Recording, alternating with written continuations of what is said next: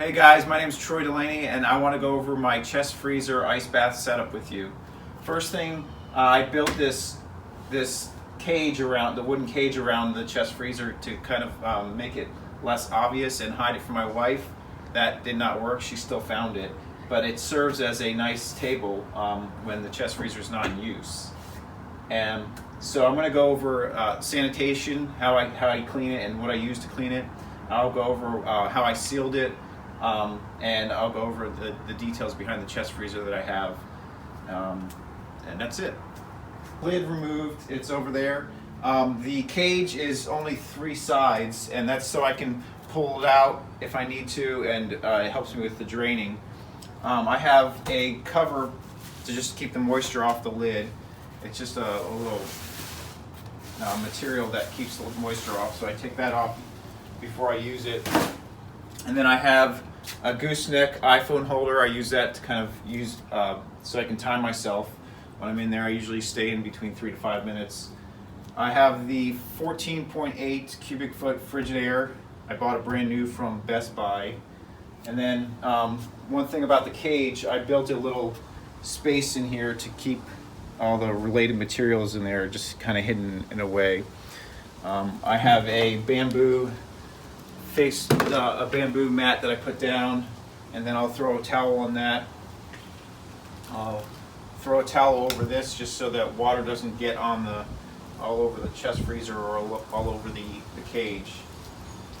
For temperature, I have a digital thermometer that you can use just to kind of shoot at it. I also have the polar bear. And then I have, as far as sanitation, the only thing I use is the Marineland aquarium filter, just to filter out big debris.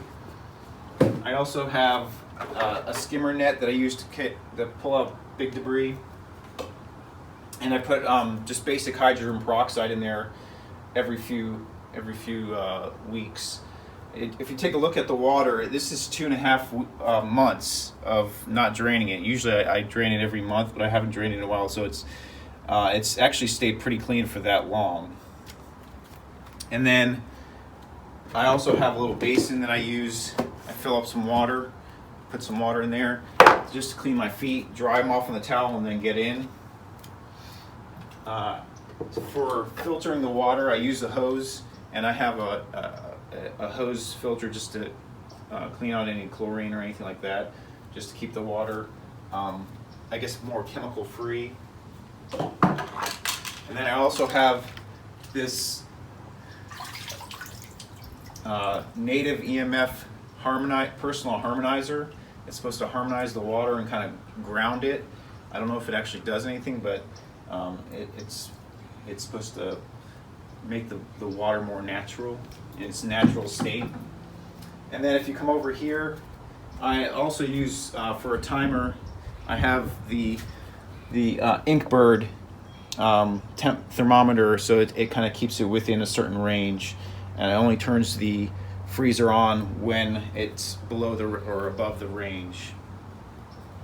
Then I also have that Inkbird plugged into a GFI outlet just for safety reasons, but I also always unplug it before I even unlock the freezer to open it up, just for safety reasons.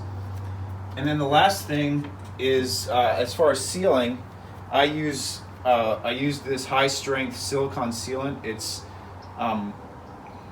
USDA approved. It's a more eco-friendly, VOC compliant sealant. It's also its temperature range is -62 degrees Fahrenheit to 350 degrees Fahrenheit, so it's pretty versatile as far as the temperature range, and I haven't had any issues with leaks or anything like that. And if you take a look at it, you can barely tell. It's a clear silicone sealant, so it's almost unnoticeable. So that is pretty much the setup I have. If you have any questions, feel free to comment, and I'd be happy to address any questions you have.